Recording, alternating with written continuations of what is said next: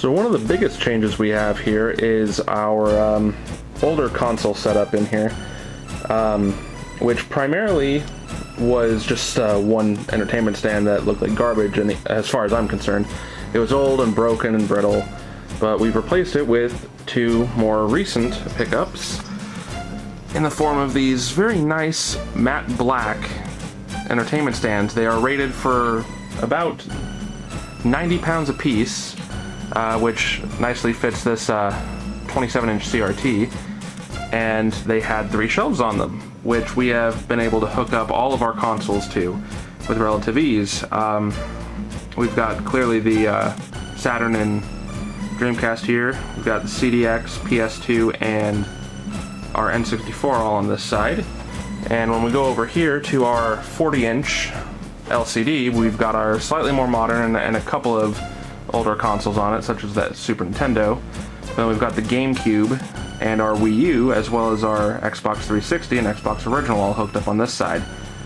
Same units were acquired, and we put them together and stuck them right next to each other, and it came together quite nicely and was properly spaced for all of this, which was very, very fortunate. Along the top of the wall here, we've got the Toy Biz line of Resident Evil 2 figures complete up there, which is very fun. And here we still have a test model PS2. It's completely region-free, plays any PS1 or 2 games from any region. Very nice to have. As well as a couple of miscellaneous collectibles and a bunch of chibi figures. I mean, look at those. All those came out as special editions of some sort, thanks to either the Tales series or various NIS America games.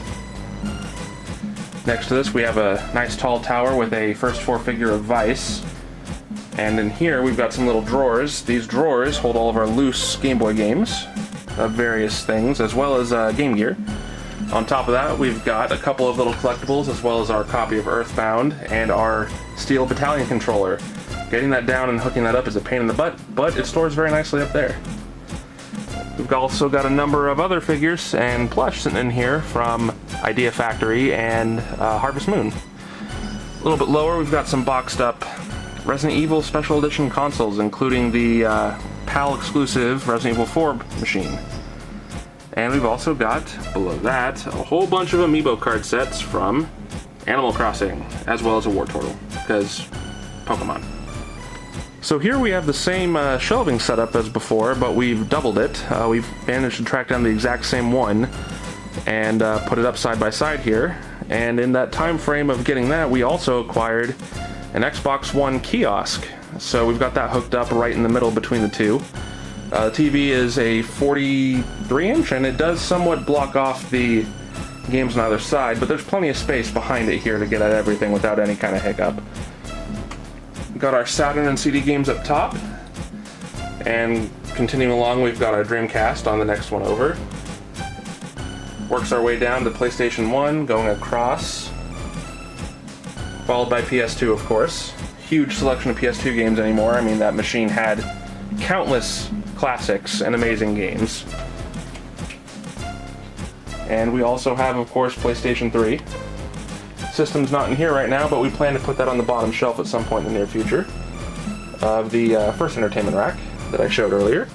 We've also got original Xbox and 360 games all on these shelves here at the very bottom. Now this particular display hasn't changed a whole lot, just had more things added to it. As you can see, the Metal Gear Rex, which is apparently being ridden by Sonic. And we've also got the Resident Evil 7 Special Edition. Here's more Resident Evil, because of course there is, including an unopened copy of 2, my favorite in the series. Down lower we have a bunch of Sonic memorabilia, including a prototype rendition build of a Adventure 2 figure of Sonic, as well as a press kit for Generations, and if you look a little bit closer here, we've also got the Team Sonic VMU for the Dreamcast. Very neat little collectible item, only available out of Japan, actually. As we work a bit further down, we got another shelf of Resident Evil stuff and other miscellaneous plush. You'll notice I've got a bunch of Funkos there. The others are on the main entertainment rack. And down lower, we've got more collectibles, but this is going to be Sonic and a little bit of NIS America product. as well as a couple of imports that were a little bit too big to put where we've got our other imports. Here we've got the import Final Fantasy VII figures and a couple of Final Fantasy VIII figures along the top from Extra Knight and Extra Soldier. And we've moved a little rack we had in the living room into the game room to display all of our loose and open amiibos. Most of them are open because, well, we use them. Go figure. We've also got a number of little displays from various collector's editions or other little knickknacks that we've acquired. And then below that, we've got most of our cartridge games. You're looking at NES, Super Nintendo, N64, Genesis, 32X. And then below all that, we've got our GameCube, Wii, and Wii U. Hasn't really changed the way we have this set up, I don't believe, but we did expand, of course, because we've got more product. So as you can see, these shelves are much more full than they were before. Now this here is a change, because the strategy guides are previously on the bottom of the last rack I showed you. This we found at a Goodwill and was perfect for the strat guides. So we've got those all alphabetized and broken up by shelvings here. Primarily we've got the ones for the games, of course, that we are most fanatical about, such as Resident Evil and Sonic the Hedgehog, but also RPGs in general because, well, I mean, come on, everyone needs a little bit of help now and then. Getting all those little pesky hidden items can sometimes be a pain. Attached to the back of the door to the game room, we've got a shoe rack, which very nicely houses a number of Sonic the Hedgehog and Animal Crossing plush that we've collected, as well as one Splatoon plush you'll note in there at the moment. And next to that, we've got various lanyards from our trips to the Portland Retro Gaming Expo and so on, as well as a couple of other miscellaneous collectibles that we've acquired in terms of lanyards. Boy howdy, talk about expansion. Our handheld, in-box, and in-original case thing goes up to the ceiling at this point. Is it getting out of hand? No. No, we're actually not done, and we're going to just keep growing this as much as we can until we're satisfied with it. At the top, we've of course got Game Gear and boxed Game Boy games, working down to DS, 3DS, PSP, and the Vita, ill-fated and sad as that is.